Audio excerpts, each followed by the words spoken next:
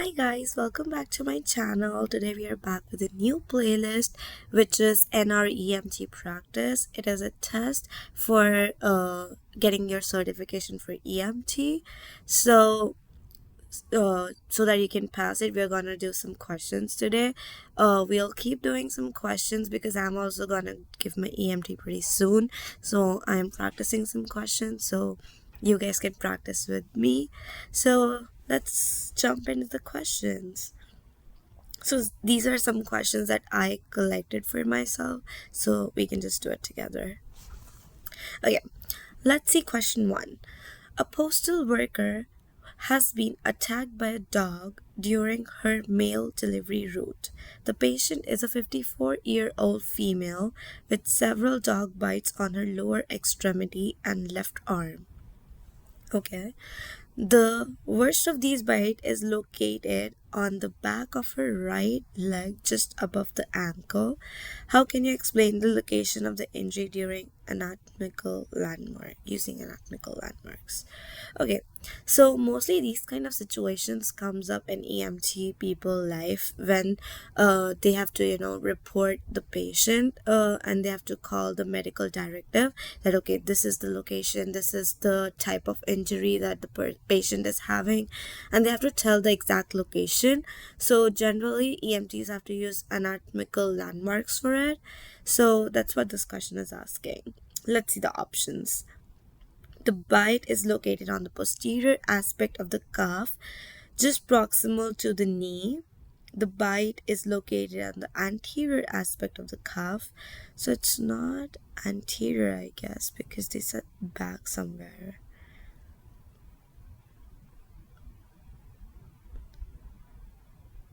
Yeah, so it said back of her right leg. So it is leg and posterior part. So just above the ankle. So saying that proximal to the knee means that it is closer to the knee, but it is closer to the ankle.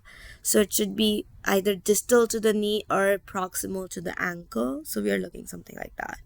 So the C part is the bite is located on the posterior aspect of the calf, distal to the knees. So I think that's good because it's posterior, which is back, and uh, on the calf, which is like the area below the knee, and it's distal to the knees. That means it's like farther from the knees, so near the ankle.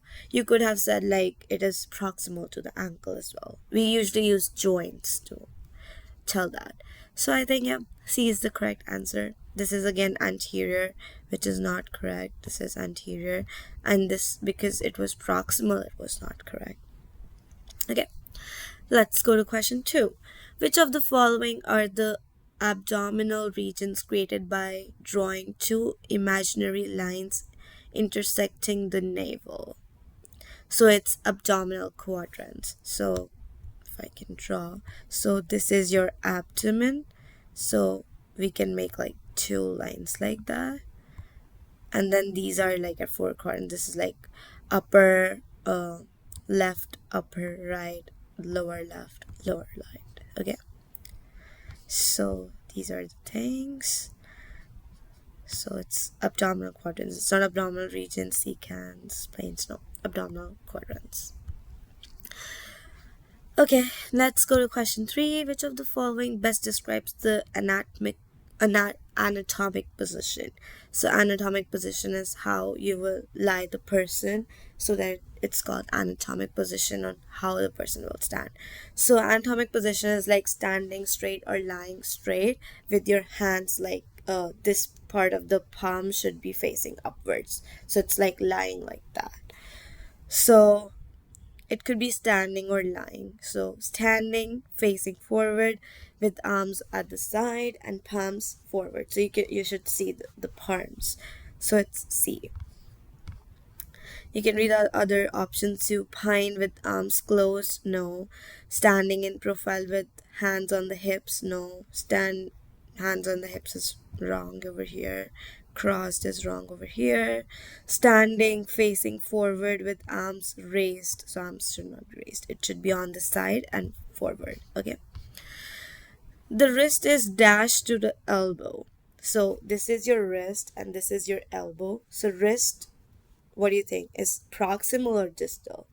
It's distal. Proximal will be somewhere this part. So this part is like distal. So the wrist is distal to the elbow. Okay.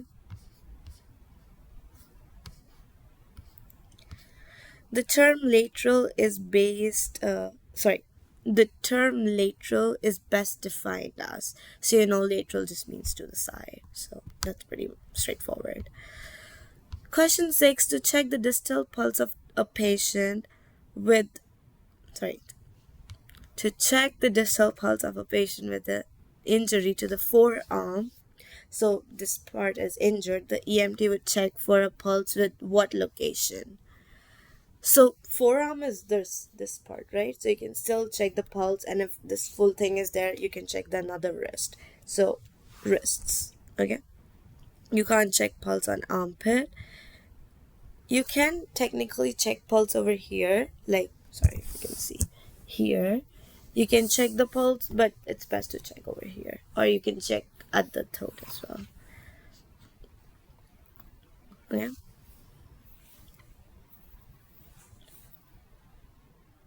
Yeah, so there's like here, there's a artery that you can check.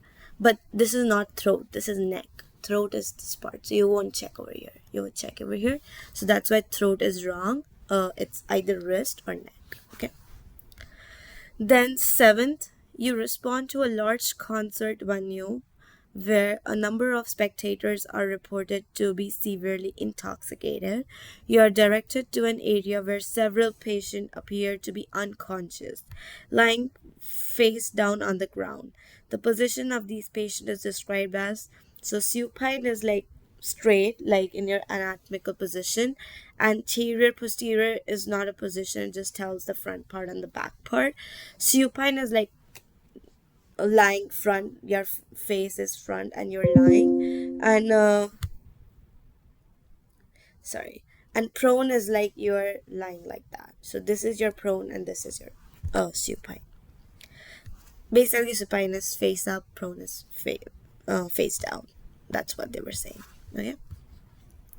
Moving to question 8, your 79-year-old female patient appears to show all signs and symptoms of a stroke. Okay. Her level of consciousness has rapidly deteriorated. She is now unconscious and she can no longer control her own airway. While you intervene to manage her airway, the best position in which to keep fluid or vomitus from occluding her airway would be the recovery position. Okay. So when somebody's having stroke and there's like a lot of mucus coming out in the mouth or in the throat, so you use the recovery position. Maybe I can show you how recovery position, sorry, in position in EMT. Yeah, so lying like sideways is the recovery position.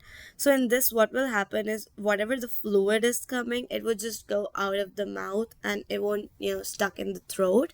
So that's why we use recovery position. Also, like if if your friends are like they have drank too much or something, so you and they have puked, so after puking we usually like advise that friend or tell that friend to sleep sideways, so that whatever is like stuck in the throat, or if more puke is coming and that guy is that just unconscious, so they can just vomit out in still in the sleep, because they can't, they have lost the motor control of their body. So yeah, intoxicated, or being in the stroke and having situations where you can't move and still the person is vomiting or having like blood or something coming out of the mouth, that time we use recovery position. Make sense? Let's go to question 9. Which of the following best describes the location of the mid-axillary line? So axillary is like your armpits. So mid-axillary line would be like coming between the armpits. Okay. So line from the center of the armpit extending vertically down to the side of the chest. And if you want, I can show you that. So, mid axillary line.